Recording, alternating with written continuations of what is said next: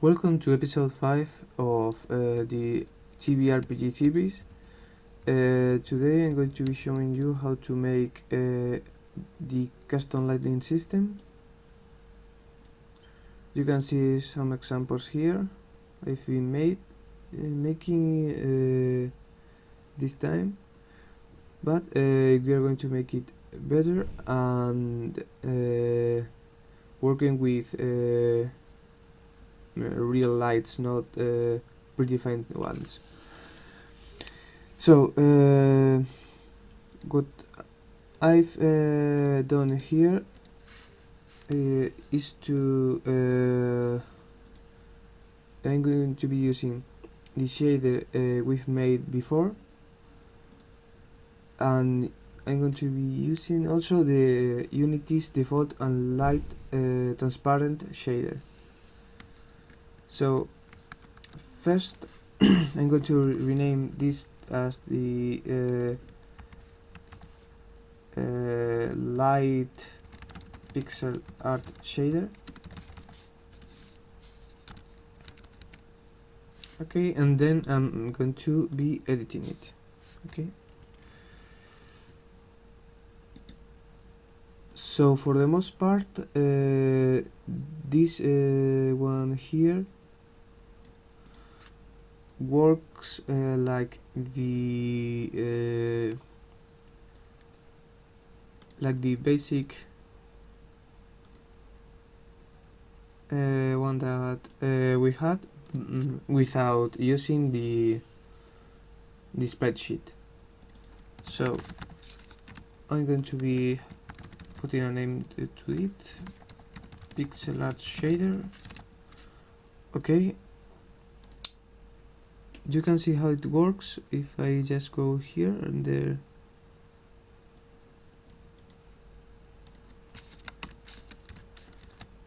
Custom, just choosing this one. Okay, so first thing, we are going to be copying the code that we had to render the sprite.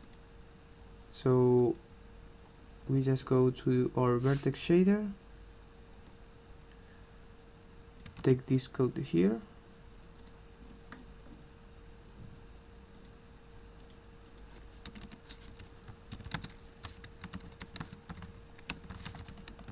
and I like to do things like this, so I know exactly where my code is. So this is my code, this is the shader code.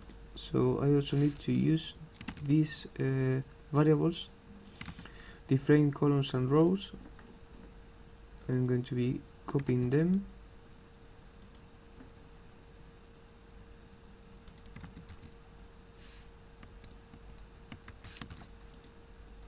just like that. Okay, I have errors on the line 51 according to Unity. If we see here, they don't call the UVs, they call them texture coordinate, text coord. So I'm going to be using the same naming that they have. Okay, line 52. Okay, just rename the variables to have the same naming as the shader that was already in place.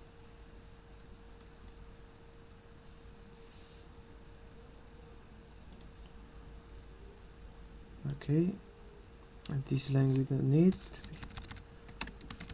Okay, so again the same, taking the vertex to the world, and taking our UVs or texture coordinates, but here we are using fog. What this fog does is to take the previous thing that was drawn under the sprite, so our set coordinate works much better. Okay, which was a problem that we had before. So with this done, I'm going to be checking. Okay, works like a charm. Perfect. So next thing that I'm going to be doing is to implement a lighting system. Okay, so for that we are going to be having several lights in our scene. So I'm going to be writing just a light, and then will be going on from there. So first I'm going to have a light. Okay, a light will have a position. That position would be on the X, and we will be using the X and Y coordinate for that light. In this vector, this will be the position of the light in the 2D space. We are not going to be using the Z right now, but the W, the fourth component of the vector, is going to be the range of the light.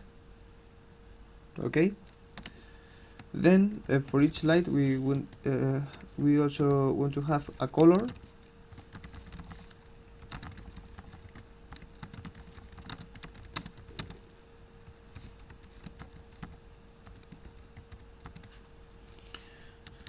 Okay, in the light in the light color, sorry, I meant to do a white light. So in the light color, we are going to have the first three components to be the light color, and the alpha component to be the light intensity. Okay, so check that we have here our parameters. Syntax error. Oops. Okay, you don't have to put that there, so here. Okay, so we have our light color and our light position here. So next thing we need to do is to go under our vertex to fragment information here, and we are going to be adding distance 0. Okay, so now we are passing a distance to the fragment shader. Okay, then we want to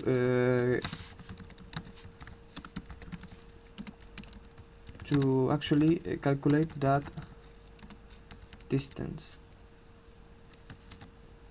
Okay, so to do that, we are going to be taking the length of a vector. The vector that we want to take is the light 0 position xy minus the xy coordinates of the vertex. Okay, so we are going to be getting the vertex coordinate. We are going to be multiplying I believe it was world to object, multiply that by the vertex.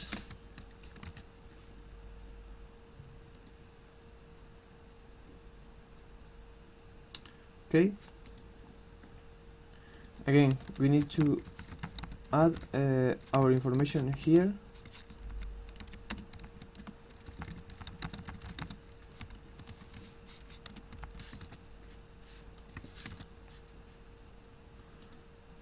Now let's see if Unity agrees with us. Error on line 68. Line 68. The length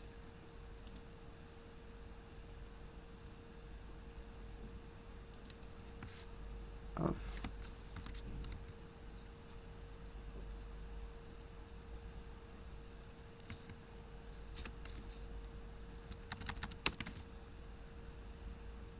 Okay. Okay, it should be working. So just to make a quick demonstration, we are going to be multiplying the final color times the distance. Okay, as you can see, as the image goes to the 0, 0, it becomes darkish transparent, and as it goes out, it becomes white. Okay, so that's how we can see our distance working. So next step, actually make a lighting system. So here in the fragment shader we are going to be calculating the lighting. So we will need a light color, which is going to be by default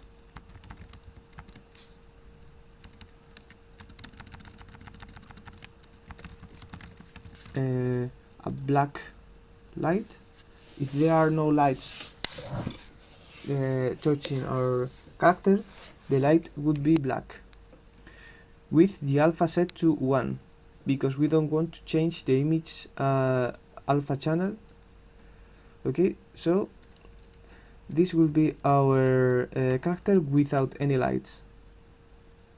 Next, to add the actual line here, I'm going to be doing that. So here's where we need to think a bit. Flow at case 0, okay, is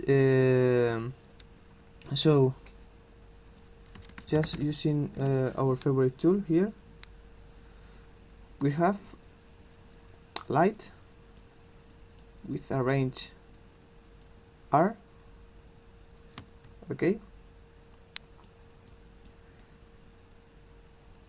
So we have distance equal to 0, we are going to be using 1. If the distance is greater than or equal to R, we are going to be using 0 of the light. Okay. So to do that calculations there, we are going to be dividing the distance divided by R. So if the distance is equal to 0, we are going to be getting 0, and if the distance is equal to R, we are getting 1.0. Then if we do this, we will be getting our desired output. Okay, this function here, we will need to be clamping it for the bottom flow to when the distance is greater than R, okay, because we don't want it to be negative. So let's do that. If K will be distance 0 divided by light position dot W, okay,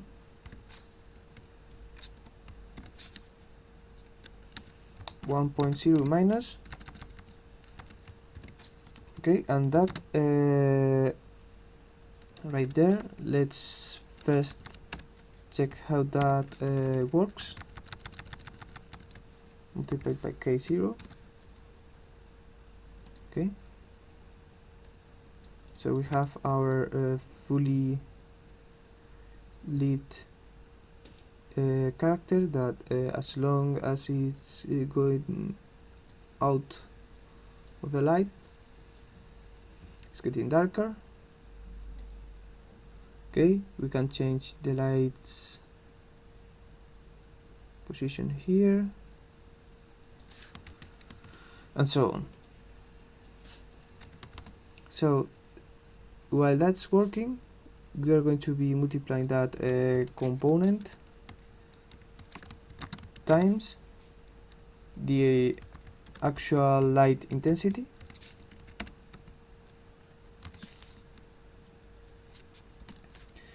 and then to our light color we are going to be adding the previous light color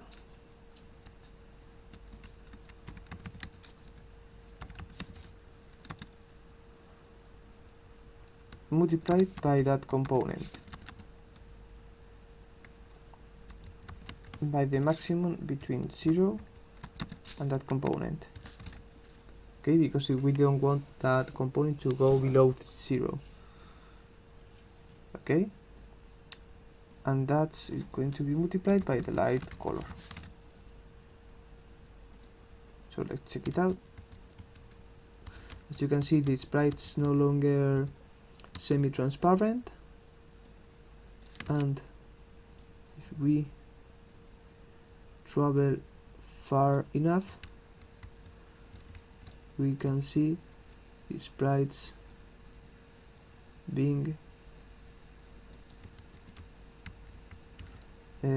shaded. Okay, just like that.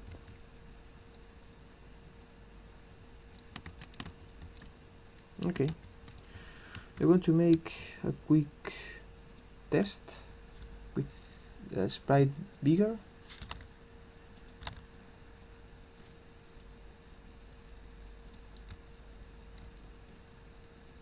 Okay,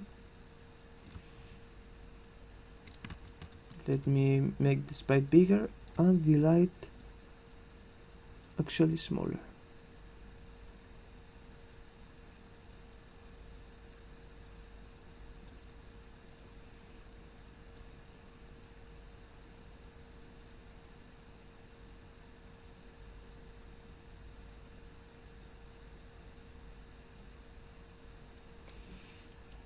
The thing is that it seems to be having the opposite effect.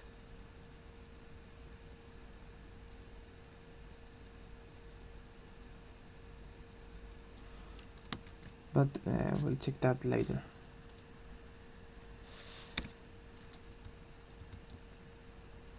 So just start it to make the sprite take its original size.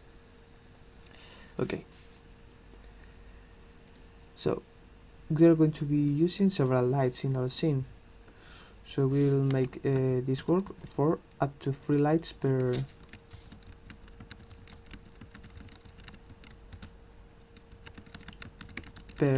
sprite. Okay, just take 3 lights, again 3 lights,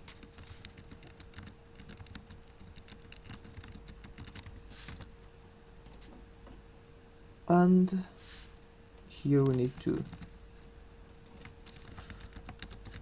check the distances, just like that.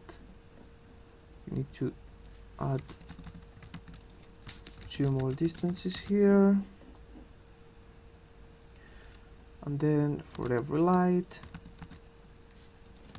K1, K2, distance 1, light position 1, light color 1, light color 1, distance 2, position 2, color 2, color 2, here K2, K1.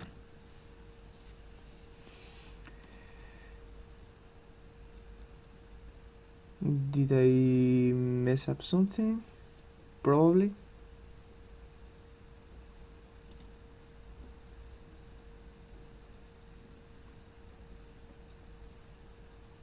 Okay, it's possible that the distance doesn't work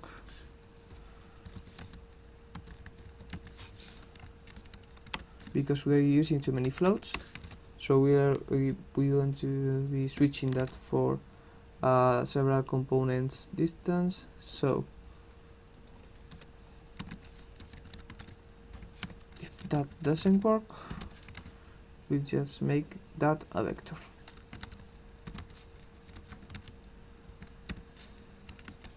Oops.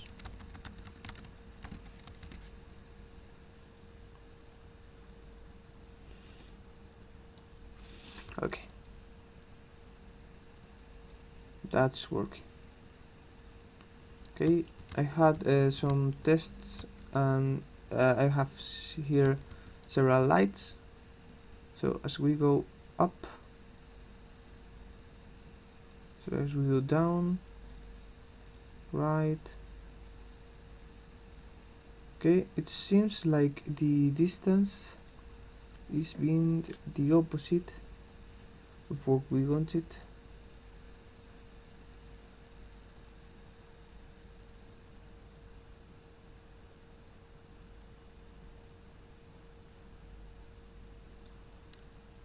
So how about we change this? And the thing is that if we have, let's make them black so they don't make any effect on the actual. So we have a problem here that if we are going up, the feet which are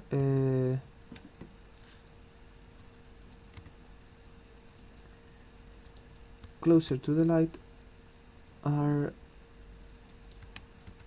lit incorrectly. So it's like the distance is the inverse of that distance. I don't know why that's happening, but that's something we need to fix.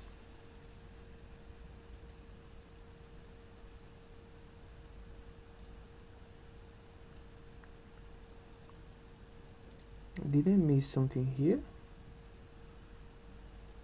So the distance is 0 divided by something is 0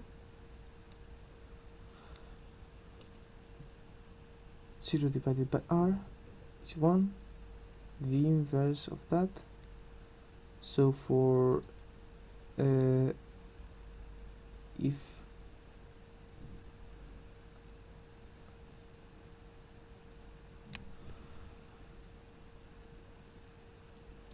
I don't know if I made a mistake. Probably, but let's carry on with our mistakes here.